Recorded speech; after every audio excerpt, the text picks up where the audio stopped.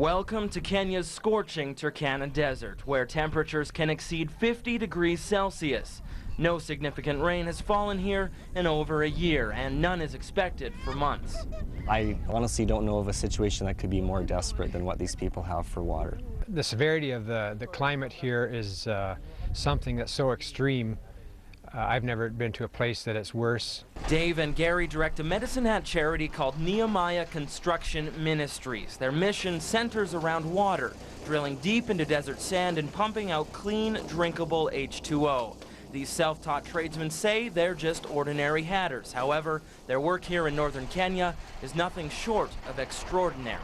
We don't have an exact number, but we definitely know that we're helping in the tens of thousands. These best friends are lifelong humanitarians, previously working in the Amazon jungle and Asia. They were recruited here originally to build a community center, which they did. But the desperation they witnessed signaled a need far greater than a simple structure could fill.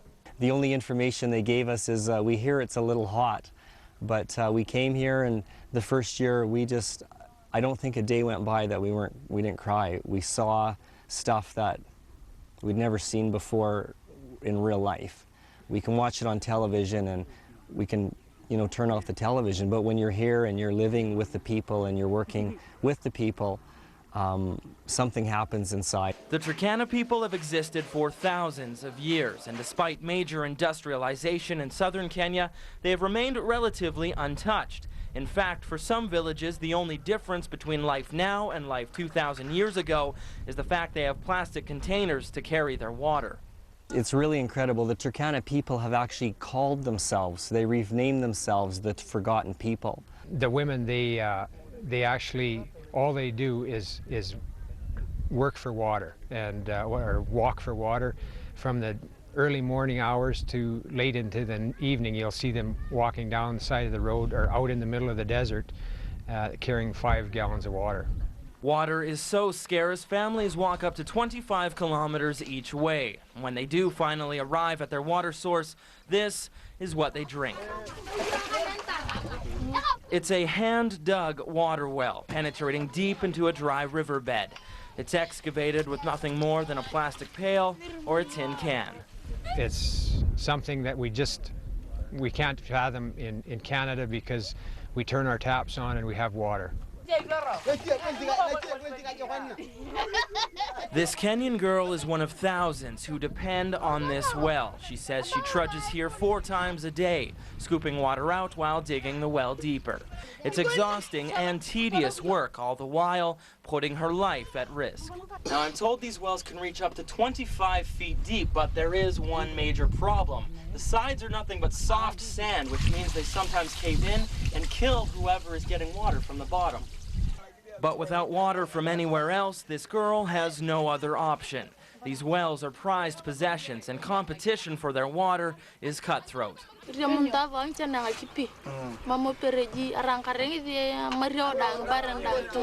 Faced with stories like this, Gary says he is compelled to act. There's a difference between pity and compassion. And pity is when you have great feeling for someone, but you don't do anything about it. Compassion is when you feel, but you put action to it and you do something. And for Gary, acting means drilling. It's a $75,000 machine funded with local Alberta dollars. It drills up to 60 meters down through parched desert sand, pumping out clean, drinkable, and life-saving water.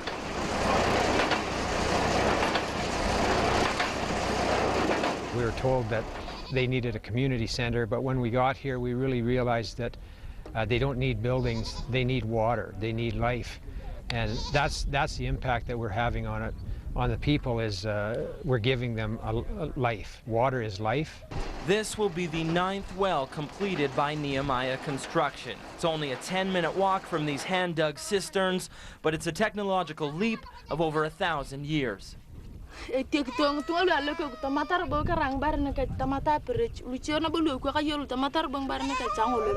As he says, a constant stream of water will be life-changing.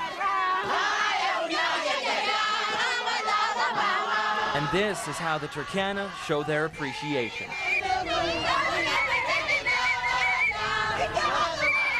The well at this nearby village was completed over 2 weeks ago, but 14 days later, these Turkana are still singing the praises of Medicine Hat.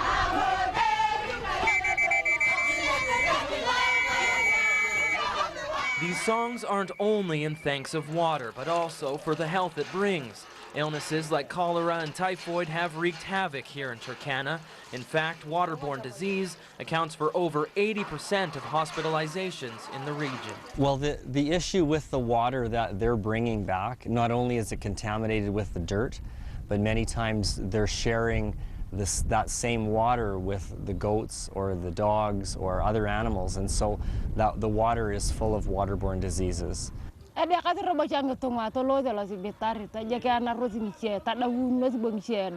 But thanks to Medicine Hat, that is now nothing but a memory.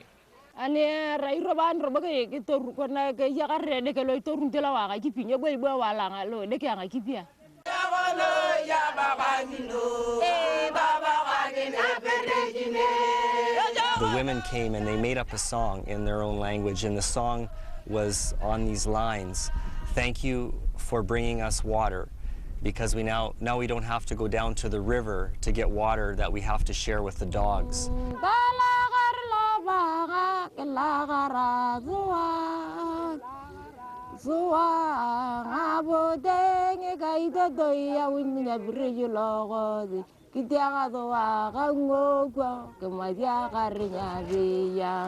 I must say that I'm the lucky one when I get to stand here and just see the joy on their faces and the celebrations in their heart when they are dancing and praising that they have water.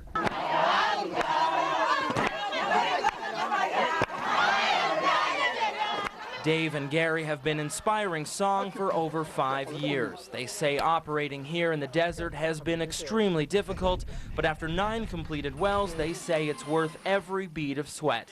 You come here and you work and you just sweat and you feel exhausted, and then you feel like you haven't done anything, and then it's the days that like we were talking about earlier, where you go to Labanga and you see these people so excited and so thrilled because their life has been changed, and it makes all the hardships worthwhile.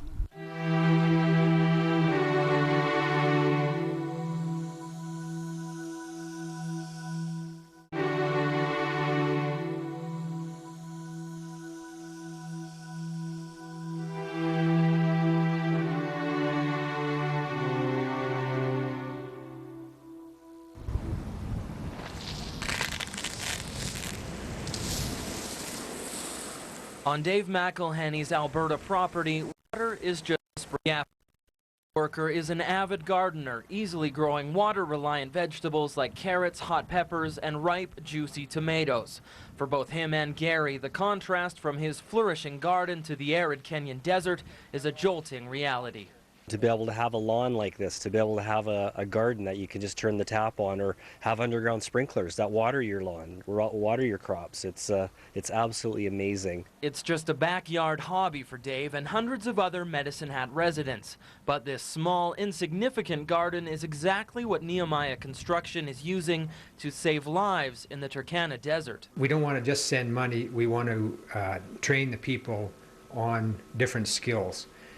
We found in the past that you can spend a lot of money, and when you go there, people still don't know how to do anything, so you have to go and basically teach them. But growing a garden in 50-degree heat, where even drinking water is scarce, is a challenge most Medicine Hat gardeners can't even imagine. Every time we come, we learn something new, but the hardships that these people encounter daily, like, I don't think you could pay me enough to live here. And for both Gary and Dave, helping means using what they might take for granted as a life-saving tool. When these Turkana women aren't singing songs of thanks for their Medicine Hat water well, they're meticulously watering their first ever village garden.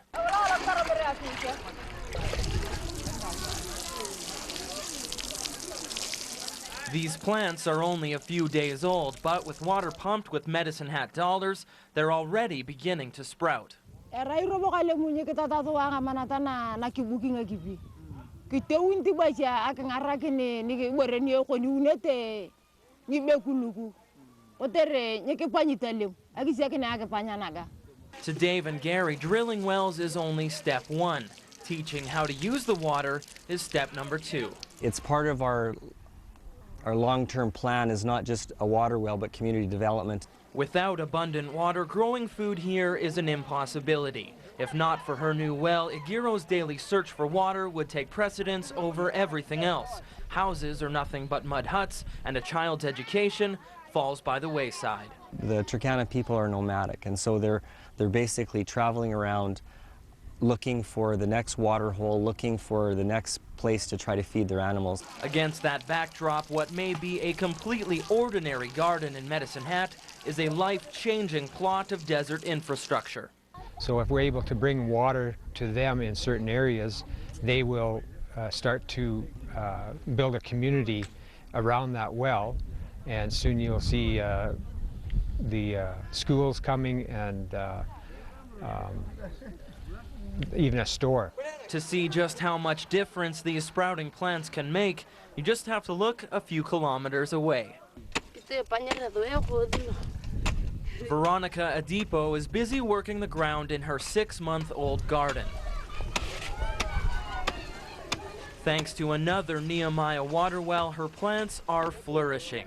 In a place devoid of moisture, even this watermelon is growing. To see how much the crops are flourishing, I'm pumped, because this is what we need to do. This is exactly what we need to do. Lady's finger. Veronica is growing everything from medicinal plants like lady's finger to pumpkins, plants springing from what used to be just dust in the desert sun.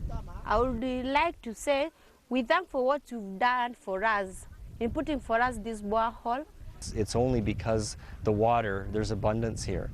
And so not only does it to bring nourishment to the people, but now they're able to grow crops, and this is exciting. Once they have water and soil and some seeds, we supply the seeds and stuff, they can start to take care of themselves, and that's the big change. It's change warmly welcomed by Igiro Locolio, who, despite her bleak environment, suspects her sprouting vegetables will soon be a self-sustaining crop.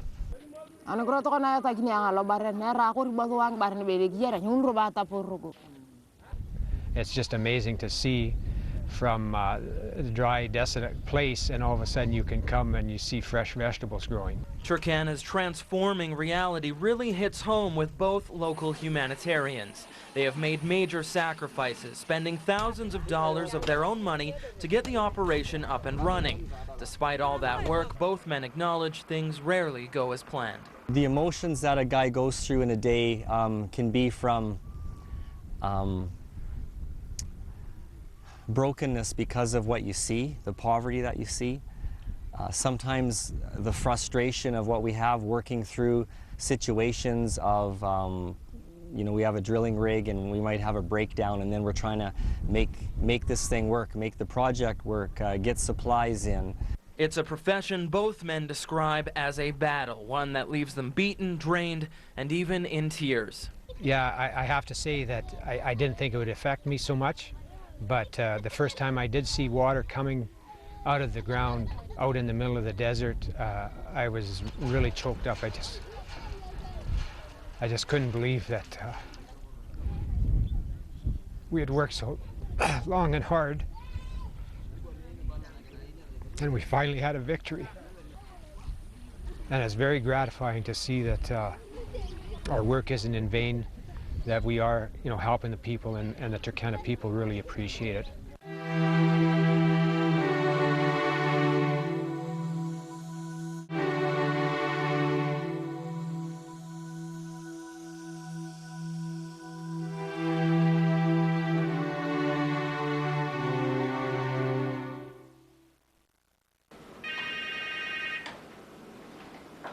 When Dave McElhenney isn't traveling through the Turkana Desert, he spends countless hours coordinating his Kenyan drilling team and fundraising from the comforts of home. Zeddies and the boys are doing fine then?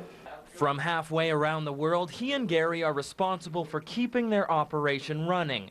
No easy task, as funds can easily dry up. Because of the remoteness of the Turkana region and the expense of getting the goods or the equipment transported up to Turkana, it's around $15,000 is what we're looking at per well. You know, so the simple math is between $120,000 to $150,000 just to keep the drilling program going. Fundraising can be full-time work for these part-time humanitarians, but both will tell you the time and effort spent is a prerequisite for African success. Well, the problem with sending money is we found in so many of the different nations that I've been in is corruption always, and this way we go over and we know where the money's going. That necessary vigilance means constant travel and hours of extra work, which can be a strain for this Medicine Hat family. But even Dave's wife, busy at her sewing machine, knows the value simple Canadian technology has in a world far from her own. Oh, I worry about him often, but you know, I try not to let fear rule, and I know that when his time comes, it comes, and it might as well be while he's having fun and doing something to help other people, and so I try not to worry. And with his family's blessing, Dave has now expanded his work here in northern Kenya. While drilling well after well, Dave says a new need became painfully obvious: the plight of Turkana women. This is probably one of the most difficult areas in Kenya for women. They come from a tribal background with no education at all. You know, some of the atrocities against the women are if they were to sit on a stool that the men sit on, they literally could lose their life for that. In Turkana culture, women have little, if no value. Despite bright, glowing faces, they are worth less than goats, which make up the local currency. They do almost all the work, but have no access to generating income.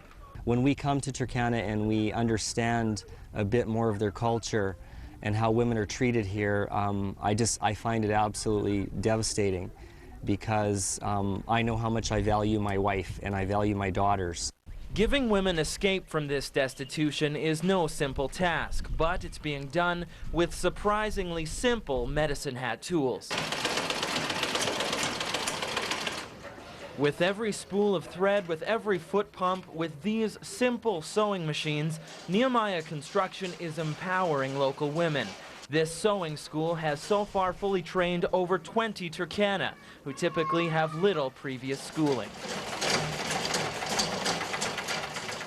Ni ngumu kabisa, maana wakati mwingine unatafuta, wakati mwingine unakosa kwa sababu sina elimu, huku makibarua mingi ni ya watu wenye wamesoma. Sasa unaona kupata chakula ni shida. It's been a journey. Sometimes we wish things happened a little quicker than they have been, but after coming here for 04-05, we finally were able to, we had some sewing machines donated to us from a gentleman in Medicine Hat.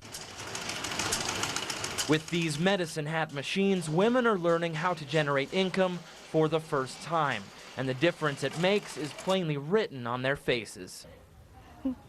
Ni asante kwa sababu kama wangenisaidia singekuwa vile nimefika sahi.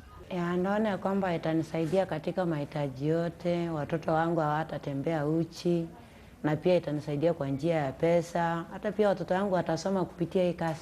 Now, it only takes about $500 Canadian per month to fund this entire operation.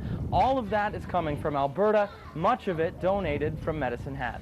Well, it's actually quite an impact on my life just to think that a couple of guys from Medicine Hat can be making a difference out here in the desert. And to see the women, I think there's been 21 graduates so far, and the school this year is 13 more.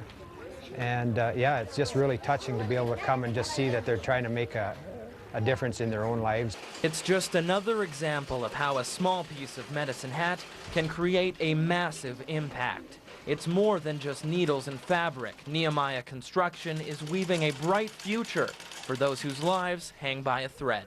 Everybody looks always at us, Gary and myself, as the people that are doing this, but it's really a whole team that are behind us in Medicine Hat. And I just want to thank all of them for making a difference in these women's lives. It's been over 5 years in the making, but change is now here in the Turkana Desert. By combining all three main aid efforts, these Medicine Hat men say their ultimate goal is being achieved. It's pretty tough to wake up every morning with no hope. And I believe by bringing them water, bringing them some education, bringing them a way that they can maybe provide for themselves in the gardens, that's a way of bringing hope to these people. This hope is a big change, and it comes with just a touch of Medicine Hat.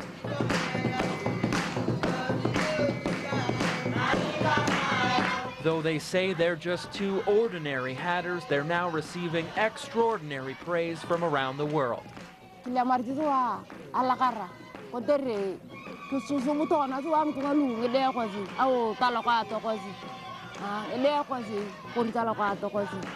And for these two local men, the sacrifice is worth all this and more. But the biggest thing that's important for us is that when we go home, that we don't forget about these people, and we don't forget about their plight, and that we would do whatever possible we can to help them. It's a Medicine Hat promise transforming the Kenyan desert. It's turning desperation to dancing, giving liquid life to a region seemingly too dry for tears.